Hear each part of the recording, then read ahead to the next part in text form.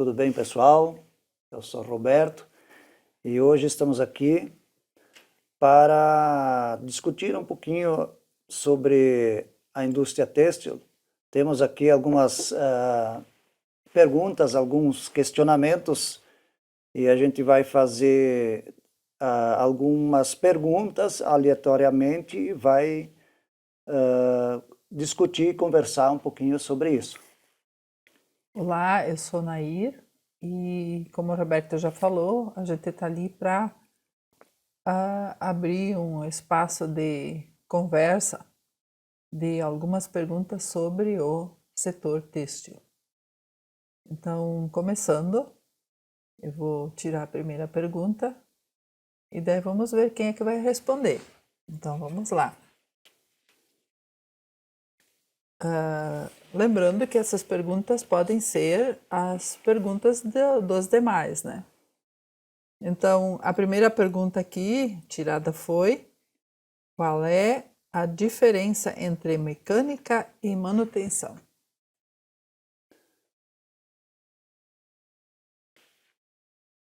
Quando se fala de manutenção, na verdade é um trabalho preventivo, né?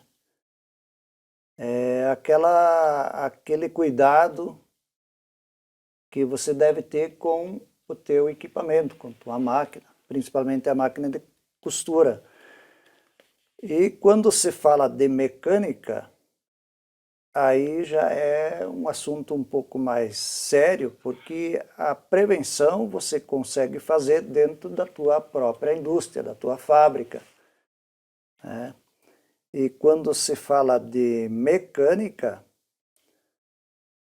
geralmente, ou na maioria das vezes, você não consegue resolver o problema dentro da tua fábrica, a menos que você contrate, eu chamo então um mecânico, ou leva o teu equipamento, a tua máquina, para a oficina, onde então se trata do problema, né, gerado, na maioria das vezes, pela falta de manutenção, né? Esse tratamento preventivo que você tem que fazer e quase que diariamente com teu equipamento, ou seja, as máquinas de costura.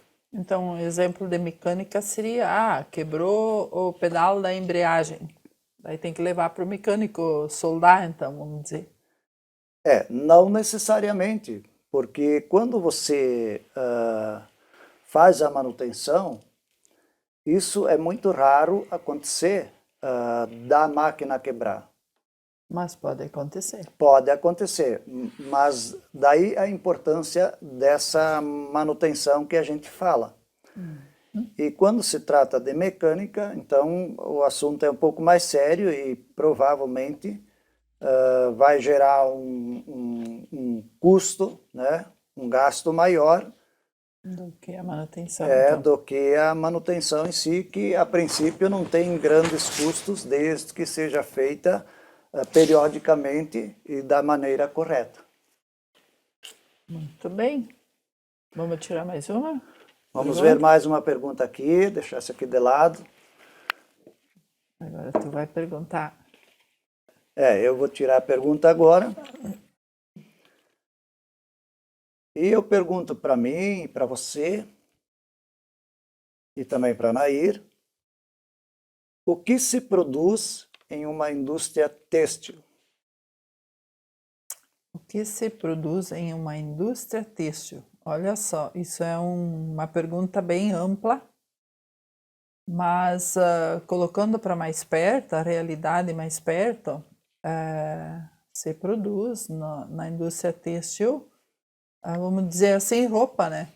Camisa, calça, lingerie e também forros de cama, né? Cama, mesa e banho. Você produz mochilas e entre tantos outros produtos, né, que é usado o têxtil. E também no têxtil também é produzido, que também a indústria é, no caso, o fio que a gente costura, a linha e E daí é bem amplo essa resposta, mas no dia a dia das costureiras, então vamos sim dizer, na indústria têxtil se produz então roupa. Vamos a mais uma pergunta? Deixa essa eu vou tirar então. Bom, tá bom. Olha só. Quais as principais máquinas de costura utilizadas pela indústria têxtil? Essa pergunta seria quem quer montar uma pequena indústria têxtil, né? Ou quer começar algo nesse sentido, né? Então, quais as principais máquinas de costura utilizadas? Aqui a gente pode falar do princípio de uma confecção, né? Geralmente, quando se começa uma confecção, ela começa de um porte menor, uma, duas, 5 costureiras. E as máquinas mais utilizadas no começo de uma confecção, ou as principais, é uma reta, né? Uma overlock e uma galoneira. Você tendo essas 3 máquinas, você já consegue fazer um trabalho têxtil, né? Não tanto importando o tamanho da tua indústria, mas sim o que você produz. Com essas 3 máquinas, você já consegue produzir muita coisa. PCG, por exemplo, uma reta no início, ou não necessariamente tem que ser uma bem industrial, né? Porque hoje muitas mulheres produzem lingerie com uma máquina caseira, né? Que também é um segmento da cadeia têxtil, né? Mais uma, seu Roberto.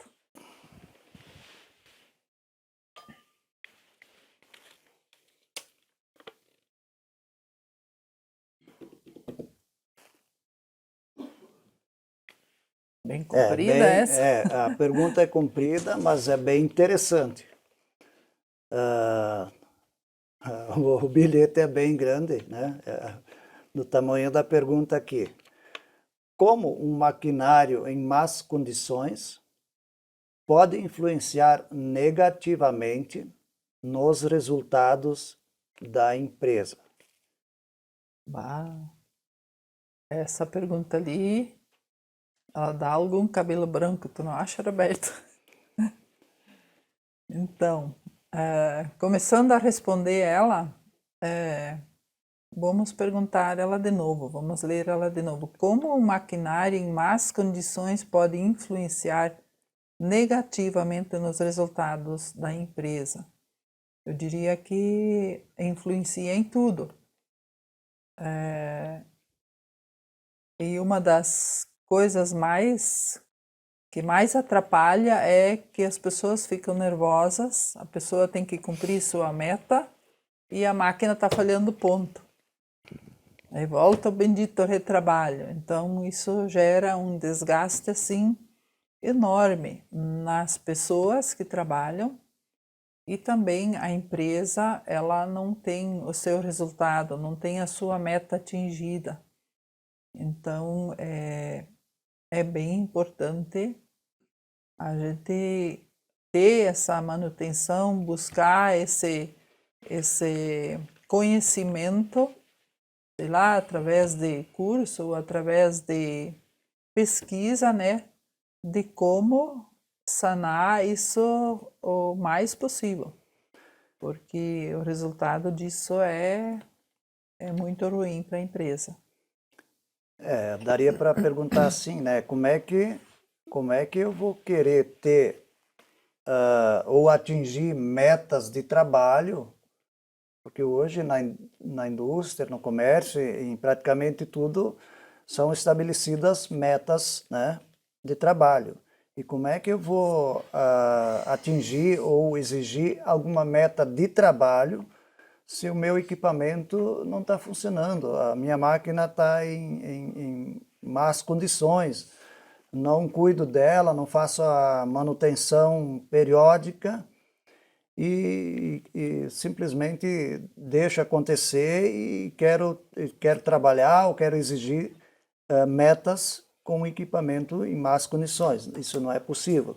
E, consequentemente, também, né, o produto não vai sair com a qualidade que hoje o mercado exige, né, cobra. Então, além de você não atingir metas, você estressa teu funcionário, né, teu colaborador, conforme a Nair falou, você não tem qualidade no produto e isso influencia até no próprio ambiente de trabalho, né? Como a Nair colocou, as pessoas começam a se estressar porque não conseguem atingir meta, porque a qualidade não sai boa, né? Então isso tem uma série de consequências negativas, né? E uma delas, né? Porque é uma cadeia, no fim das contas, até perda de clientes, porque se você tem uma meta não atingida, né, consequentemente você vai atrasar o teu produto, o teu pedido, ou não tem a qualidade, uma vez isso chegando na mão do teu cliente, o consumidor final, você pode até vender uma vez, mas não vai vender a segunda vez porque o teu cliente não aceita produto atrasado, né, mercadoria atrasada, nem de má qualidade. Então, isso tudo são consequências. Parece que é insignificante quando a gente fala dessa manutenção básica de equipamento, mas ele desencadeia uma série de outros problemas, né, que você lá na frente vai ter com teu cliente, com teu quadro de funcionários, né? Então é uma série de coisas que uma série de problemas que você vai enfrentar lá na frente por causa do teu equipamento que não está sendo manuseado ou feito preventivamente essa manutenção. Vale a pena manter a máquina em dia, né, A Roberto? pergunta foi extensa e comentário também, mas nós vamos para mais uma pergunta agora. E também é nesse sentido, né? Quais os cuidados primários com as máquinas de costura? Né? Como é que você recebe uma máquina? Como é que qual é o primeiro cuidado que precisa ter com as máquinas de costura? Eu parto de um princípio assim, né, que você tem que ter uma montagem correta, né, porque geralmente quando você adquire uma máquina, né, ou qualquer outro equipamento, na maioria das vezes ele vem desmontado, né, ou parcialmente, né, montado. Então você tem que concluir essa montagem e ela tem que ser feita corretamente, senão tu também já vai de cara ter problemas. E, por exemplo, uma das coisas é energia, por exemplo, a voltagem, né? Porque dependendo da região que você se encontra, né? Nós temos diferentes voltagens de energia. E aí nós precisamos ver, né, a voltagem correta, né? Porque senão, Pesquisar, né? primeiro dá uma estudada no teu equipamento, né? A forma correta de montagem e coisinhas básicas às vezes podem ser um problema, né? Por exemplo, a voltagem da energia. Se ela não estiver correta, você vai ter problema com o teu equipamento. Então, muito cuidado com isso também. Roberto, tem uma ainda. Quer tirar ela? Perguntas? Mas tem um monte ali, mas pode Posso tirar essa? tirar. Então vamos lá.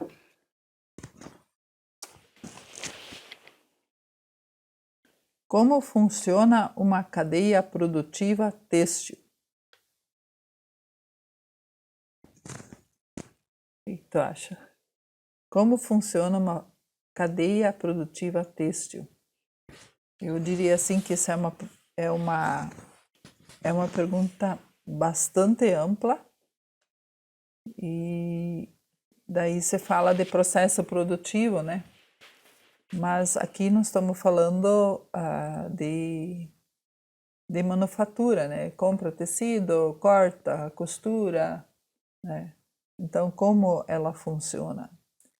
E eu diria assim que onde ela realmente começa é lá na plantação do algodão ou na reciclagem de uma garrafa PET, ou hoje tem tantos tecidos também tecnológicos, né?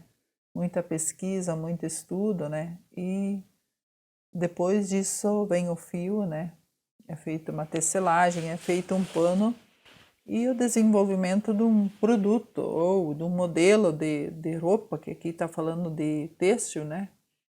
E depois vem a manufatura, né?